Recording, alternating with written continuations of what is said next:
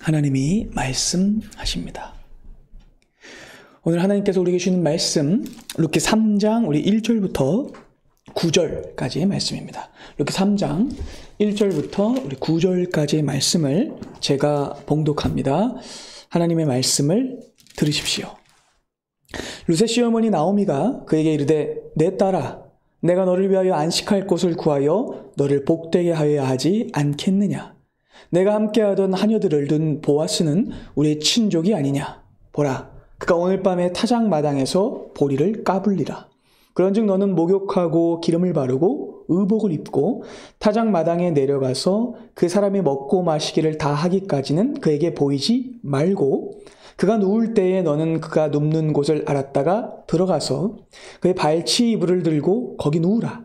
그가 내 할 일을 내게 알게 하리라 하니 룻이 시어머니에게 이르되 어머니의 말씀대로 내가 다 행하리이다 하니라.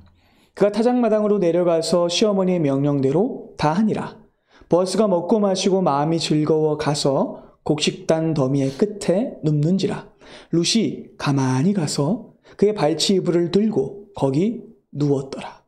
밤중에 그가 놀라 몸을 돌이켜본 즉 한 여인이 자기 발치에 누워있는지라. 이르되 내가 누구냐 하니 대답하되 나는 당신의 여종 룻이오니 당신의 옷자락을 펴 당신의 여종을 덮으소서. 이는 당신의 기업을 물을 자가 됨이니이다 하니. 아멘. 룻기 강의 8번째 시간, 오늘 설교의 제목은 당신의 옷자락으로 나를 덮으소서입니다. 현존하는 최고의 무비 스타죠. 탐 크루즈가 주연을 한 미션 임파서블 시리즈는 현재 7편까지 제작됐는데 지금도 전 세계적으로 많은 사랑을 받고 있죠. 영화의 줄거리는 이렇습니다. 그 비밀리에 작전을 수행하는 한 첩보 기관이 있는데 그 기관의 대표 요원인 에단 헌트와 그 동료들이 매번마다 전 세계를 위험에 빠뜨리는 테러리스트의 계략을 맞서 그 계획을 봉쇄하고 안전을 지켜낸다는 이야기죠. 영화는 이 첩보물의 특징을 모두 가지고 있는데 그래서 매 편마다 꼭 등장하는 장면이 있어요. 바로 타임 리밋입니다. 시간 제한이에요. 그러니까 주인공은요 매번 불가능에 가능한 미션을 수행해야 하는데 그때마다 이 시간 제한이 걸려 있는 거예요. 그러니까 예를 들어 이렇습니다. 주인공은 철통 보안을 자랑하는 어떤 건물의 메인 컴퓨터실을 들어간다거나 아니면 적들이 은거하고 있는 아주 위험천만한 장소에 들어가야 하는데 그게 가능한 시간은 고작 1분에서 2분밖에 안 돼요. 예. 대개는 근무자들이 교대하는 시간이거나 시스템이 재부팅되는 그 타이밍인데 아주 짧은 시간이에요. 정말 기회는 그때뿐입니다. 하지만 전 세계를 구해야 하고 시민들의 안전을 지키기 위해서 주인공은 단 한 번밖에 없는 그 기회를 포착해서 위험천만한 장소에 침투를 하죠. 만약 1초라도 늦는다면 그 미션은 실패할 수밖에 없고 적에게 발각되며 목숨을 잃을 수도 있습니다. 그리고 전 세계가 멸망당할 수도 있어요. 이런 설정은 대부분의 첩보물에 등장하는 클리셰인데요. 사실은 이 타임 리밋 때문에 관객들은요, 영화를 보는 내내 심장이 쫄깃해집니다. 그리고 관객들은 그 미션이 성공했을 때 아주 큰 쾌감과 희열을 느끼게 되죠. 영화의 주인공은 그렇게 전 세계를 구한 단 한 번의 기회, 다시는 오지 않을 그 짧은 시간을 포착해서 자기의 전부를 걸죠. 그 결과 세계에는 다시 평화와 안정이 찾아옵니다. 어쩌면 오늘 본문에 등장하는 사건이 저는 그렇게 보이기도 해요. 목사님 오버하시는 거 아니에요? 이러실 수 있지만 여러분 사실 이것은요 다만 룻과 나오미에게만 중요한 일이 아니에요. 이 일은 보아스에게만 중요한 일도 아니에요. 여러분 사실 이 일은요 우주의 운명이 걸린 일입니다. 왜 그러냐? 만약 보아스와 룻이 결혼하지 않는다면 이스라엘의 최고의 왕인, 이스라엘을 대표하는 왕인 다윗이 태어날 수 없어요. 그리고 다윗이 태어나지 않는다면 궁극적으로 우리 모두의 구원을 이루신 누가 오실 수 없어요? 예수 그리스도께서 오실 수 없죠. 그러니까 이 두 사람이 반드시 연결되어야만, 이 밤에 반드시 두 사람이 만나게 돼야만 하나님의 구속 역사가 흔들림 없이 진행될 수 있다는 거예요. 그러니까 우리는요, 룻기를 읽을 때 단편 소설을 읽지 않습니다. 한 권의 독립적인 책으로만 읽지 않아요. 우리는 룻기를 볼 때 성경 전체의 구속사적 맥락 안에서 읽습니다. 룻기는 황금고리죠. 왕이 없는 시대, 패역한 시대, 실패한 시대에서 다윗이라는 위대한 왕이 올 수 있도록 해주는 황금고리가 되는 책이에요. 이 두 사람의 만남이 없다면 다윗은 올 수 없고 예수께서도 오실 수 없는 거예요. 그러니까 여러분, 룻기는요, 장차 오실 메시아를 준비하는 책이며 하나님의 구원 역사를 보여주는 훨씬 큰 책입니다. 그래서 룻과 보아스의 이름이 결국에는 어디에 등장해요? 마태복음 1장에 등장하잖아요. 메시아 그리스도의 족보에. 너무나 중요합니다. 여러분, 그래서 이 두 사람의 만남이 너무나 중요한 거예요. 물론 나오미는 이 사건이 그렇게 중요한지는 몰랐을 거예요. 그녀는 다만 자기 가문의 명예와 회복, 기업의 되찾음만을 생각했을 거예요. 그러나 하나님은 그녀가 상상도 하지 못했던 일을 계획하셨고 언제나 인간의 생각보다 큰 일을 준비하셨죠. 자, 그렇게 룻기 3장은요, 클라이막스가 돼요. 이제 이야기는 대대적인 전환을 맞게 되는데 그 절정의 시작은요, 이제껏 침묵하며 가만히 앉아만 있던 무기력했던 나오미가 자신이 세워온 계획을 꺼내며 룻에게 말을 거는 것으로부터 시작합니다. 1절을 함께 보겠습니다. 자, 룻의 시어머니가 나오미에게 말하죠. 내 딸아, 내가 너를 위하여 안식할 곳을 구하여 너를 복되게 하여야 하지 않겠느냐.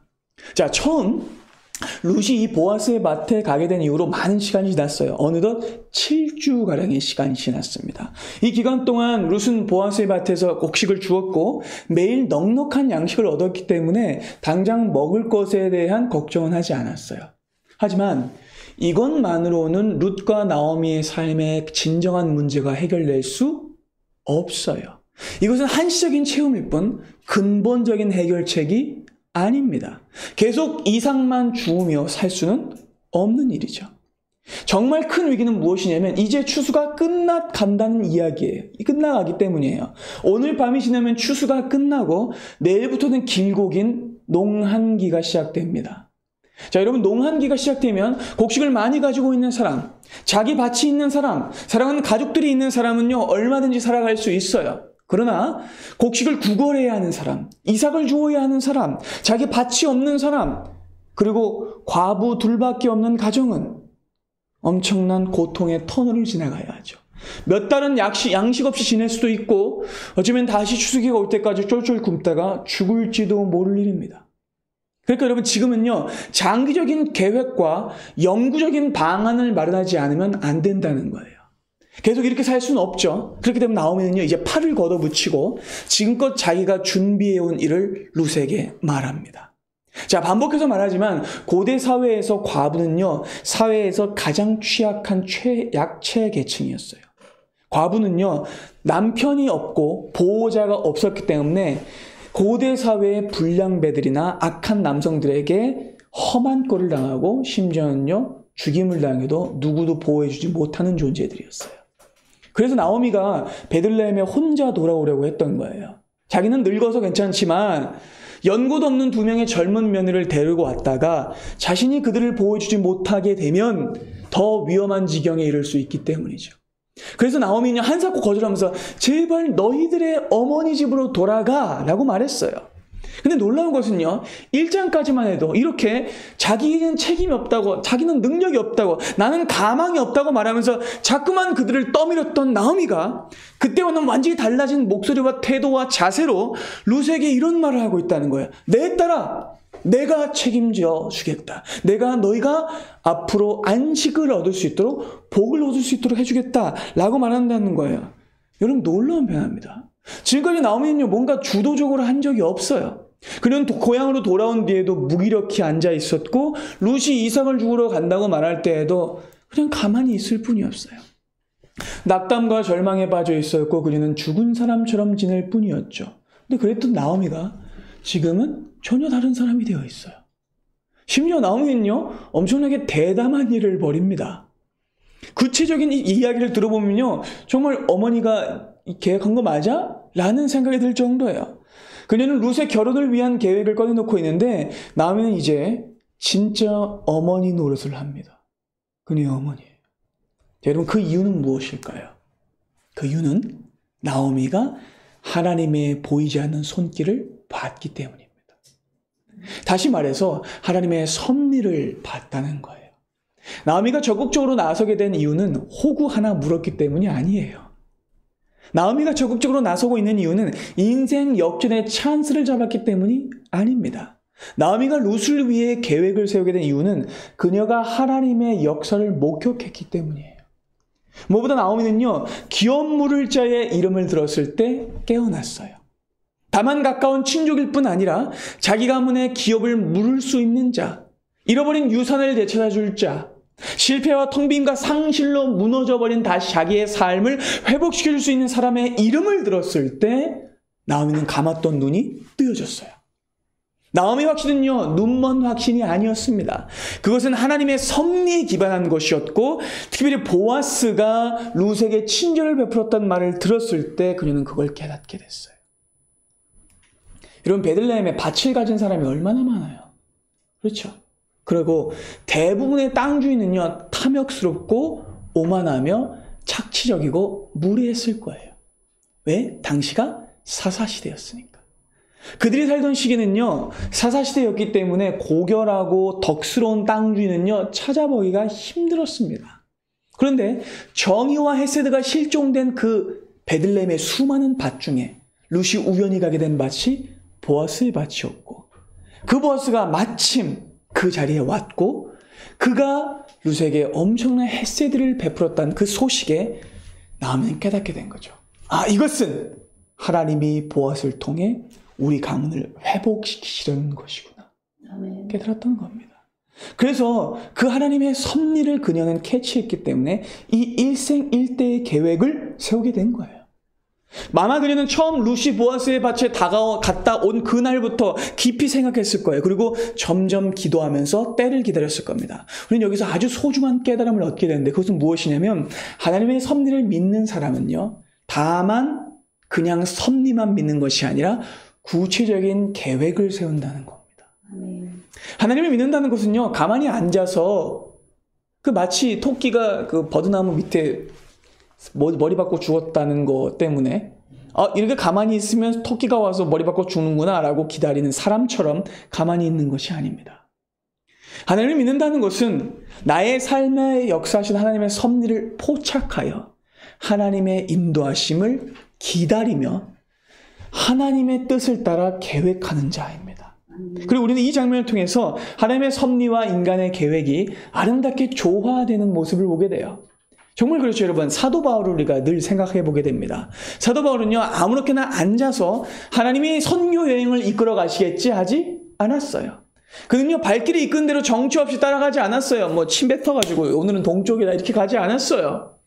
그는 언제나 기도했고 고민했으며 최고의 선교 전략을 세웠어요. 가장 효과적인 길을 찾았고 부흥이 일어나고 있는 지역에 남아서 그것을 계속해서 개척하고 복음을 전하기를 원했습니다. 그런데 성령께서 이 바울의 계획대로 하지 않으시는 거예요. 그리고 그럴 때 바울은 어떻게 했습니까? 자신이 준비했던 계획을 모두 내려놓고 성령이 이끄시는 대로 새로운 계획을 세웠습니다. 그러면 이것이 성도가 자기의 인생을 대하는 자세예요. 길이 막혔다고 해서 좌절하는 것이 아니라, 그러면 하나님께서 새롭게 흐르던 그 길로 내가 무엇을 할 수 있을까를 고민하는 자이죠. 나오미는 다만이 앉아서 다만 하나님이 역사해 주시겠지, 하나님이 저 문을 열고 보아스가 들어오게 해 주시겠지라고 생각하지 않았어요. 그는요, 하나님의 섭리를 보았기 때문에 자기가 해야 할 일이 있음을 알았고, 하나님이 보아스를 통해서 자기의 가문을 회복해 주실 것을 믿었기 때문에 이 계획을 세운 것이죠. 자, 2절을 보겠습니다. 아주 구체적이에요. 내가 함께하던 하녀들을 둔 보아스는 우리의 친족이 아니냐? 봐라, 오늘 밤에 그가 타작마당에서 그 보리를 까불 것이다. 나오미는요, 오늘 밤이 적기라고 말합니다. 오늘 밤이 아니면 안 돼 라고 말하는 거예요. 왜냐하면 한 해의 목표이자 결말인 추수가 끝나고 나면 이제 정말 기회가 사라져버리기 때문이에요. 만날 수 있는 기회가 없어요. 게다가 정말 지금이어야 하는 또 하나의 이유가 있는데, 여러분, 농번기가 끝나고 농한기가 되면 어떤 시즌이냐면 결혼 시즌이에요. 이스라엘은요, 한 해의 가장 큰 행사인 농사의 모든 타임 스케줄을 맞춰 놓았는데, 농사가 다 끝날 때까지는 결혼을 다 미뤄요. 처녀 총각들이 전부 다 농사 끝날 날만 기다려요. 그러다가 농사가 끝나고 농한기가 되면 그때 미루었던 결혼을 하기 때문에 그때 이후로 계속해서 동네 결혼과 잔치가 이어져요. 그러니까 지금이 아니면 안 되는 거예요. 나오면 치밀하게 정보 수집을 한 것 같아요.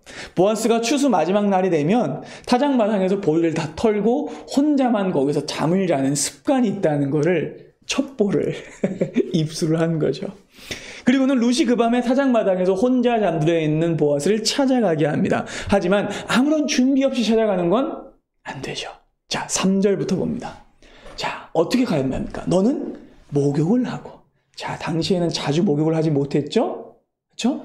근데 반드시 목욕을 해야 돼요. 그리고 기름을 바르고 뭡니까? 향수 같은 거예요. 그리고 의복을 입고. 그전에는 옷을 안 입었냐? 그 말이 아니고 좋은 옷을 입는다는 거예요. 타작마당에 내려가서 그 사람이 먹고 마시기를 다하기까지는 그에게 보이지 말고 그가 누울 때에 너는 그가 눕는 곳을 알았다가 들어가서 그의 발치 이불을 들고 거기에 누워라. 그러면 그가 너에게 할 일을 알게 할 것이다. 여러분 그냥 찾아가면 안 되죠? 왜요? 이게 어떤 행위이기 때문에? 청혼의 행위이기 때문에. 룻은 웨딩드레스는 입지 못하더라도 그래도 단장을 해야 합니다. 곱고 예쁜 모습으로 상대를 존중하며 자기를 신부감처럼 보이게 해야 돼요. 자신이 가장 예쁘게 보일 수 있는 준비를 해야 돼요. 이제껏 입고 있었던 과부의 옷이나 작업복, 몸빼바지 벗어야 됩니다. 지금까지 룻은요 매일같이 보아스의 밭에 나가서 이삭을 주어야 했기 때문에 멋을 낼 여가가 없었고 자기의 여성적 매력을 드러내거나 미모를 어필할 기회가 없었어요. 그럴 수도 없었죠. 지금까지는 그렇게 입어도 아무런 상관이 없었지만 이제 보아스에게 청혼하러 가는데 그 옷 그대로 입고 갈 수 없잖아요. 당연하죠. 평소와 다르게 분도 바르고 향수도 뿌리고 기름도 발라야 했습니다. 최대한 단장하고 맵시를 갖고 했어요. 비록 그게 밤이라 할지라도요. 자신을 아름다운 신부로 드러내야 했습니다. 그렇게 하고도 다른 사람에게는 모습을 드러내면 안 됐어요. 오직 누구에게만 보여줘야 됩니까? 보아스에게만. 그리고 그 보아스에게도 자기의 모습을 철저히 감춰야 했어요. 어쩌면 보아스에게 극적으로 보이기 위해서 그 마지막 날은 일터에 나가지 않았을 수도 있었겠습니다. 그렇죠, 여러분? 어쩌면 보아스가 궁금해서 오늘 왜 룻이 안 오지? 라는 기대를 하게 했을지도 몰라요. 자, 그렇게 준비하게도 보아스의 룻에 당장 뛰어서는 안 됐기 때문에 모든 사람이 타작마당을 떠나 있을 때 주위에 아무도 없을 때 그리고 누가 보아스가 혼자 어떻게 돼 있을 때 잠들어 있을 때 찾아가야 했어요. 자, 그리고 다가간 뒤에는 발치 이불을 살짝 들고 마치 그의 아내가 된 것처럼 꼭 한 이불을 덮는 사이처럼 그 옷자락 밑으로 들어가야 했습니다. 여러분 너무나 절묘한 행동 메시지죠. 이렇게 나오미의 계획을요 우리는 어떤 세상적인 눈으로 보면 좀 불편해할 수도 있을 것 같아요. 한밤중에 막 룻을 단장시켜가지고 보아스의 발치 이불을 들어 올리고 사실은 옛날 옷이 그렇잖아요. 발치 이불 들어 보이면 속옷도 없었을 텐데 조금만 더 올리면 그렇죠? 굉장히 에로틱한 분위기가 일 수 있기 때문이죠. 이거 이렇게 해도 되나? 이거 좀 과한 거 아닌가? 라는 생각을 할 수도 있습니다. 이 계획이 언뜻 보기에는 무모해 보일 수도 있고 위험할 수도 있습니다. 왜냐하면 당시가 또 사사시대였기 때문이죠. 사사시대는 하나님을 왕으로 섬기지 않던 시대였고 스스로 왕이 되어서 바알을 섬기던 시대였죠. 당시 대부분의 이스라엘 사람들은요 추수를 마친 뒤에도 타작마당에서 뭘 했냐면 이 추수를 가능하게 한 농사의 신 바알에게 제사를 지내곤 했어요. 그러나 나오미는 알고 있었죠. 보아스는 그렇게 하지 않을 사람이라는 걸. 보아스는 평생 하나님을 따른 사람으로서 바알이 아닌 여호와 하나님을 믿는 자였습니다. 그래서 그의 타작마당에서만큼은 더러운 일이 일어나지 않을 것을 그는 확신했던 겁니다. 물론 인간적인 예상을 한다면 또 이럴 수도 있죠. 바닥엔 보아스가 잘됐다. 추수도 끝났고 재미 좀 보자 이러면서 인간적으로 그 마음이 동하여서 룻을 덮치고 모욕하고 내쫓을 수도 있잖아요. 그리고 또 어떻게 보면 반대로 이제껏 네가 나를 뭘로 본 거냐. 어디 이방 여자가 와가지고 들이대 더러운 게 라고 하면서 내쫓을 수도 있는 거죠. 그러나 나오미는 믿었던 것 같아요. 그는 다른 사람은 그렇게 할지라도 보아스는 그렇게 하지 않을 것이라고 믿었어요. 그는 보아스가 가난하고 힘없는 여자라고 해서 함부로 대하거나 아니면 이방 여인이라고 안면을 바꿔서 무한을 주지 않을 것을 믿었어요. 그녀는 보아스가 다만 사람들이 많고 드러나 있는 낮의 자리에서만 하나님을 믿는 자로 사는 것이 아니라 사람들이 없고 가려진 자리, 단 둘만 있고 어두운 자리에서도 하나님을 믿는 사람답게 행동할 것을 믿었어요. 그리고 무엇보다 나오면 무엇을 믿었을까요? 하나님의 섭리와 인도하심을 믿었습니다. 그래서 이것을 계획한 거예요. 나오면 하나님이 보아스를 붙드실 뿐만 아니라 룻을 지키시며 자기를 찾아온 구원자를 보아스가 쫓아내지 않을 것을 믿었습니다. 그래서 아주 은밀하면서도 아주 친밀한 상황을 계획했던 것이죠. 자, 이제 아무도 없는 밤, 아무도 없고 오직 두 사람만 있는 고요하고 정돈된 분위기를 만들어야 되는 거예요. 그리고 그에게 기업 물음을 요청해야 합니다. 근데 여러분, 사실 거기에는요, 두 사람만 있는 게 아니에요. 또 누가 계십니까? 하나님이 계십니다. 인류 최초의 주례자이자 결혼을 제정하신 그 하나님이 그 자리에 함께 계셔서 한 남자와 한 여자를 거룩하게 이어주실 거라고 나오미는 믿었습니다. 자, 이제 룻은요, 어머니의 말대로 합니다. 그래서 이 룻은요, 위장 잠입이 아니라 화장 잠입, 단장 잠입을 합니다.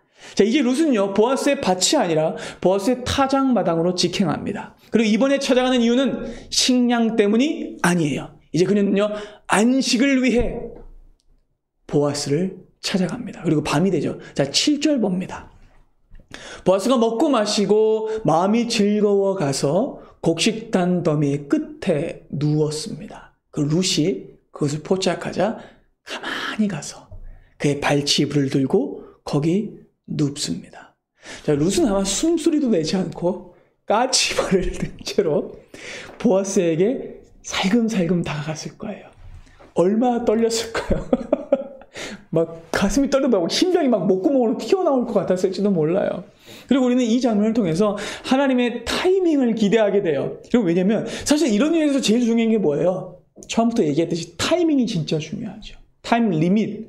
만약 보아스가 피곤했던지 너무 깊이 잠들어 버려서 한밤 내내 한 번도 깨지 않고 스트레이트로 잠을 잔다고 해봅시다. 그리고 낮에 해가 중체 떴을 때 잘 잤다라고 일어나면 주변에 사람들이 다 있는 거예요. 그러면 망하는 거예요. 또 일이 망쳐질 경우는요, 수도 없이 많아요. 룻이 아직 가까이 가지도 않았는데 거기 누구냐? 이렇게 하면서 웬 놈이냐라고 하면 산통 다 깨지는 거예요.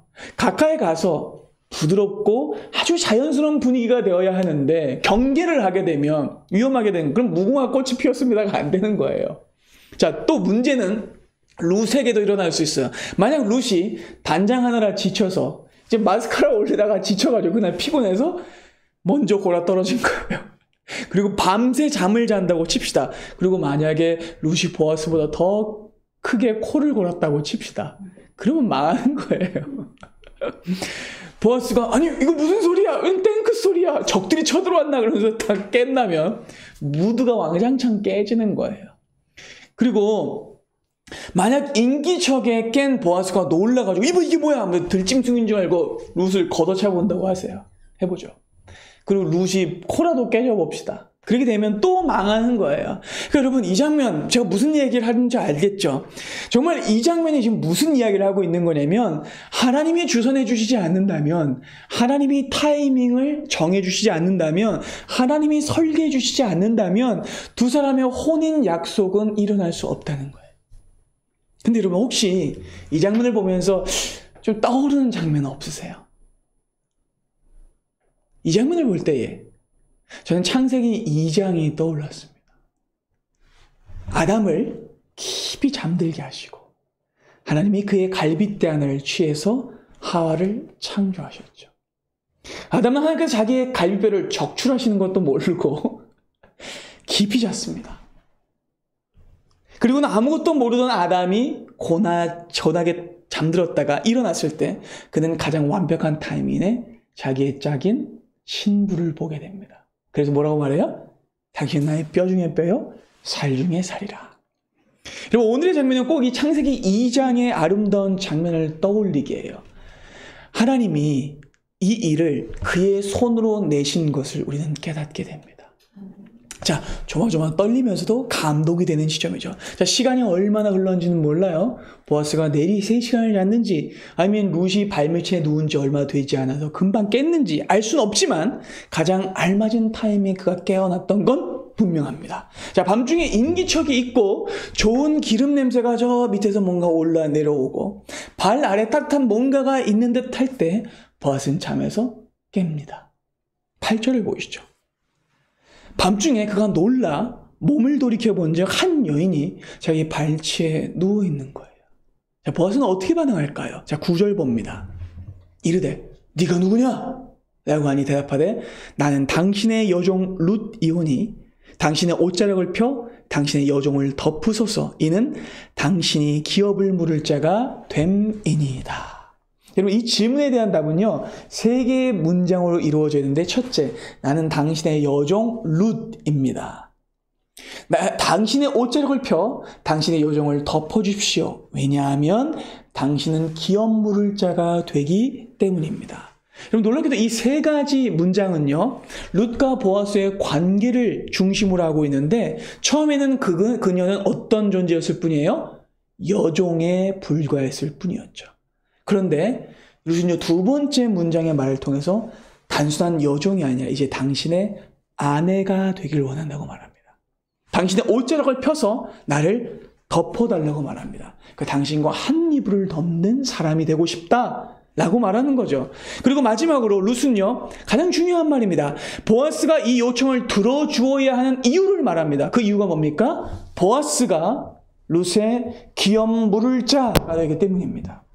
그렇다면 이런 결론이 도출돼요. 보아스는 사실 룻을 아내로 받아들일 이유가 없어요. 그 요청을 수락할 어떤 이유도 그에게는 없습니다. 그러나 룻을 받아들여야죠. 왜요? 하나님이 정하신 기업 물음의 법 때문입니다. 그 때문에 여종을 자기의 옷자락 아래에 보호하여 받아들여 줘야 하는 거예요. 그러니까 하나님이 정하신 구원의 법 때문에, 복음의 원리와 그 약속 때문에 보아스는 이 밤에 자다가 깬 중에도, 비몽사몽 중에도 이 요청에 응답해야 한다는 거예요. 그것은 바로 이 요청을 통해 우리는 본문이 의도하고 있는 것을 깨닫게 돼요. 사랑하는 여러분, 룻기는요 가난하고 불우한 한 이웃인 룻이 돈 많은 남자와 재혼해서 인생 피는 이야기가 아니에요. 이 이야기의 궁극적인 목적지는 바로 여기에 있습니다. 가난한 이방 여인 같고 아무런 연고 없어서 버려져 있고 누구에게도 받아들여질 만한 조건이 없었던 우리가 하나님이 정해놓으신 기업 물음의 법을 통해 그분의 옷자락 아래로 들어가 그분의 신부가 될 수 있다는 말입니다. 이것이 여러분 룻기의 핵심이에요. 룻기의 핵심은 기업 물음에 있고 안식에 있고 그 옷자락을 펴 구원을 요청한 사람을 덮어주어야 한다는 것에 있습니다. 그리고 이 지점에서 룻이 하는 말을 자세히 살펴보면요, 여러분 이 말은요 룻은 처음에 보아스가 했던 말을요 지금 되돌려주고 있어요. 자, 룻은 이렇게 말합니다. 당신의 옷자락을 펴서 당신의 여종을 덮어주십시오. 근데 여러분 여기서 옷자락에 해당하는 단어가 히브리 말로 카나프예요. 카나프. 근데 놀랍게도 이 표현을 먼저 쓴 사람은요 보아스예요. 보아스는요 처음 룻을 만났을 때 그녀에게 큰 친절을 베풀면서 그녀를 돌봐줬죠. 그래서 룻이 물어봤어요. 왜 이렇게 당신의 여종 중 하나만도 못한 나에게 이렇게 큰 은혜를 베푸십니까? 라고 말할 때 그때 보아스가 이렇게 대답했죠. 2장 12절 봅니다. 여호와께서 너에게 행한 일에 보답하시기를 원하며 이스라엘 하나님 여호와께서 그의 날개 아래에 보호를 받으러 온 내게 온전한 상 주시기를 원하노라. 여기서 날개에 해당하는 단어가 카나프예요. 옷자락과 똑같은 말입니다. 자, 룻은요 보아스가 자기를 처음 만났을 때 했던 그 축복의 말을 되돌려주며 그에게 이렇게 요청합니다. 당신이 처음 만나 나에게 그 날개 아래 머물러 하나님의 날개 아래 머물러 온 나를 축복했었죠. 그 축복의 말을 기억합니다. 그리고 그 말처럼 당신의 옷자락과 나를 덮어주십시오. 당신 나의 안식처가 되어주기를 바랍니다. 여러분, 이렇게 보아스가 그리스도의 예표라는 사실이 드러납니다. 보아스는요 하나님의 날개 아래에 보호받으러 온 백성을 그의 옷자락으로 덮고 가려주는 메시아 그리스도를 상징하고 예표합니다. 특별히 여러분 이 구약에서 이 카나프라는 단어는요, 어미새가 새끼새를 자기 날개 아래 보호하고 그를 지킬 때 쓰였던 단어인데, 대부분의 경우 또 하나님께서 자기의 신부를 보호하셨을 때, 자기 백성을 보호하셨을 때 이 표현이 쓰였어요. 출애굽기 19장을 함께 보겠습니다. 내가 애굽 사람에게 어떻게 행하였음과 내가 어떻게 독수리 날개로 너희를 업어 내게로 인도하였음을 너희가 보았느니라. 그럼 이스라엘 백성들도 애굽에 있었을 때는 어땠습니까? 안식이 없었던 존재들이었죠. 고통받는 존재들이었죠. 그런데 그랬던 그들을 이스라엘의 하나님께서 그들을 구속하셔서 자기의 날개로 덮으시고 보호하셨습니다. 그리고 어느 땅으로 인도하셨어요? 약속의 땅인 가나안으로 인도하셨죠. 또한 이사야 31장도 이렇게 말씀합니다. 함께 볼까요? 새가 날개치며 그 새끼를 보호함 같이 나 만군의 여호와가 예루살렘을 보호할 것이다. 그것을 호위하여 건지며 뛰어넘어 구원하리라 하셨느니라. 여러분, 우리는 이 기업 물음의 법을 통해 자기의 옷자락과 날개로 룻을 덮어주는 보아스를 통해 자기의 백성을 덮어주시는 여호와 하나님을 보게 됩니다. 그 기업 물음의 법을 따라 룻에게 안식을 제공하시는 주님은 분명 이 모습을 통해 예수 그리스도를 계시하고 계십니다. 그리고 다음 시간에 살펴보겠지만 보아스는 이 요청을 흔쾌히 수락합니다. 사랑하는 여러분, 우리 다시 한번 생각해 봅시다. 여러분, 왜 하나님은 우리가 구원을 요청할 때 우리를 받아들여 주셔야 합니까? 우리의 잘남 때문입니까? 아니죠. 우리의 미모 때문입니까? 우리의 기름을 바름 때문입니까? 우리의 계획과 작전 때문입니까? 아니에요. 그건 준비 과정에 불과할 뿐이지 우리의 조건이 아닙니다. 하나님께서 우리가 구원을 요청할 때에 그것을 받아주셔야 하는 이유는 그분이 우리를 위해 친히 하신 구원의 약속 때문입니다. 자기 이름을 위하여 우리를 구원하시겠다는 그 기업 물음의 약속 때문이죠. 그리고 그 약속은 처음 인간이 안식을 잃어버렸던 그 순간부터 주어진 영원한 약속이자 하나님의 구원의 행위였습니다. 그 약속 때문에 하나님은요, 자기의 이름을 친히 걸었던 그 약속으로 인해 우리를 은혜의 옷자락 아래 덮으셨습니다. 여러분, 창세기 3장을 또 한번 기억해 보세요. 인간이 하나님을 거역하고 스스로 안식을 파괴해버렸을 때 하나님은요, 그때에도 그들의 수치를 덮어주셨습니다. 아담과 하와는요, 스스로 범죄하고 두려워서 벌거벗음을 깨닫죠. 그래서 그 벌거벗음을 가리기 위해서 무화과 나뭇잎으로 조악하게 그들의 수치를 가릴 뿐이었어요. 근데 너무나 부실해서 금방 말라버리고 말 것들이었죠. 근데 그때 하나님께서 어떻게 하십니까? 그들의 수치를 가리기 위해서 가죽옷을 친히 지어 입히시죠. 그래서 여러분, 그들의 수치를 가렸던 이 가죽은요, 어디로부터 온 겁니까? 죽음을 통해서 온 것이죠. 죄 없는 한 짐승이 그들 대신에 죽어서 그들의 수치를 덮어준 겁니다. 그럼 이렇게 예수 그리스도의 예표가 이미 창세기 3장에 등장하는 거예요. 하나님께서는 범죄한 인간의 수치를 가려주시기 위해서 죄 없는 한 사람을 대신 죽여 그들의 모든 수치를 가려주십니다. 그분은 바로 우리 주 예수 그리스도이시죠. 그분은 자기의 벌거벗음으로 우리의 수치를 가리셨고 자기의 찔림으로 우리의 허물을 고치셨으며 자기의 상함으로 우리의 죄악을 치유하셨고 징계받음으로 우리에게 평화를 주셨으며 채찍에 맞음으로 우리에게 나음을 주셨습니다. 여러분, 하나님의 구원은요, 덮어주심으로 나타나요. 하나님께서는 그 수치를 덮고 죄악을 가려주시며 보호가 필요한 자, 자기에게 구원을 요청하는 자, 하나님의 약속을 붙잡고 그 기업 물음의 법을 따라 나를 구해달라고 요청하는 그 사람에게 구원으로 응답하십니다. 그런데 여러분, 잊지 마십시오. 이것이 우리의 요청 때문에 이루어지는 것이 아니라는 사실을요. 이 요청은요, 그분이 친히 우리에게 주신 구원의 약속 때문입니다. 보아스가 룻을 자기의 옷자락으로 덮고 예수께서 그분의 날개로 우리를 덮으신 이유는 하나님이 자기 이름을 위해서 친히 정하신 이 기업 무릎의 법 때문이었습니다. 십자가의 법이죠. 그럼 우리는 그 약속을 붙들고 요구해야 해요. 예수를 붙잡고 간청해야 합니다. 십자가를 붙들고 구원을 요구해야 합니다. 그때 믿는 자는 구원을 얻게 될 것입니다. 그래서 다윗은 시편 32편을 통해 이렇게 고백했죠. 우리 함께 읽어볼까요? 시작. 허물의 사함을 받고 자신의 죄가 가려진 자는 복이 있도다. 가려진 자가 복이 있습니다. 덮어진 자가 안식을 얻습니다. 여러분, 룻은요 구원의 핵심을 알고 있었어요. 그는 덮어짐의 복을, 가려짐의 복을 구했고 그 결과 구속자를 통해 기업 물음을 받게 되죠. 사랑하는 여러분, 우리 하나님께서는요 그 가려짐의 복을 구하는 자들을 덮으시는 분이세요. 안식을 찾아 자기에게 찾아오는 자를 구해 주시는 분이십니다. 여러분, 구원은요 잃어버린 안식을 되찾는 것이죠. 구원이란 불안과 공포, 배고픔과 불안, 상실과 집 없음, 쫓겨남과 텅 빔으로 고통받던 자가 누구를 통해서요? 기업 물을 자를 통해서 안식과 기쁨, 가득 참과 회복, 기업의 회복으로 되찾음으로 돌아오는 것이죠. 우리 하나님은요 우리에게 안식을 주시는 분이십니다. 그분은 아담과 하와가 범죄한 그날 이후로부터 지금도 여전히 우리의 안식을 위해 일하고 계십니다. 우리를 덮어주기 위해 일하고 계십니다. 그분은 진정한 보호자가 없어서 평생을 두려움에 떨며 불안하게 사는 우리에게 신랑이 되어주사 우리의 기업을 물으시고 우리에게 안식을 선물하는 분이시죠.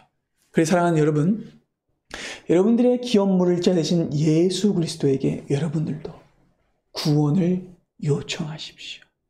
진정한 신랑 되신 예수께 나를 구해달라고, 나에게 은혜를 베풀어달라고, 나의 수치와 나의 괴로움과 나의 아픔을 덮어달라고 요청하십시오. 나에게 진정한 하늘의 기업을 달라고 구하십시오. 여러분, 예수께서는요 무엇을 우리가 구해야 하는지를 이렇게 말씀하셨어요. 여러분, 오늘 말씀과의 아주 놀라운 일치점이 있습니다. 룻은요 한 끼 양식을 이제 더 이상 구하지 않습니다. 룻은 무엇을 구합니까? 구속자를 구하죠. 자, 예수께서는요 요한복음 6장에서 오병이어 이적을 행하셨어요. 그때 사람들은 눈이 뒤집힙니다. 왜 눈이 뒤집혔어요? 떡 때문에. 당장 눈에 보이는 그 양식 때문에 눈이 뒤집혀서 예수님을 임금 삼으려고 했죠. 그래서 그때 예수께서는요 이렇게 말씀하십니다. 요한복음 6장 27절과 35절입니다. 주님께서 이렇게 말씀하십니다. 썩을 양식을 위하여 일하지 말고 영원하도록 있는 양식을 위하여 하라. 이 양식은 인자가 너희에게 주리니 인자는 아버지 하나님께서 인치신 자니라. 예수께서 이르시되 나는 생명의 떡이니 내게 오는 자는 결코 줄이지 아니할 터이요 나를 믿는 자는 영원히 목마르지 아니하리라. 사랑하는 여러분, 우리가 구해야 할 것은 무엇입니까? 이 양식이 아니라 양식을 주시는 예수 그리스도 구속자입니다. 룻은 더 이상 양식을 구하지 않습니다. 룻은 남편을 구합니다. 구속자를 구합니다. 기업 물을 자를 구합니다. 우리가 얻을 수 있는 진정한 안식은 우리 주 예수 그리스도 안에만 있습니다. 당장의 양식과 눈에 보이는 일시적인 조건을 구해서는 안 됩니다. 예수를 붙잡고 그분에게 안기고 그분 안에 머무는 것을 여러분 최우선의 인생 과제로 삼으십시오. 그것이 진정한 안식을 얻을 수 있는 단 하나의 길입니다. 바라게 새롭게 시작되는 이 한 주 기업 물을 자 예수만을 구하며 그분의 날개 아래 진정한 안식과 보호와 수치의 덮어짐을 얻는 은혜가 우리 모두에게 있기를 바랍니다. 기도하겠습니다.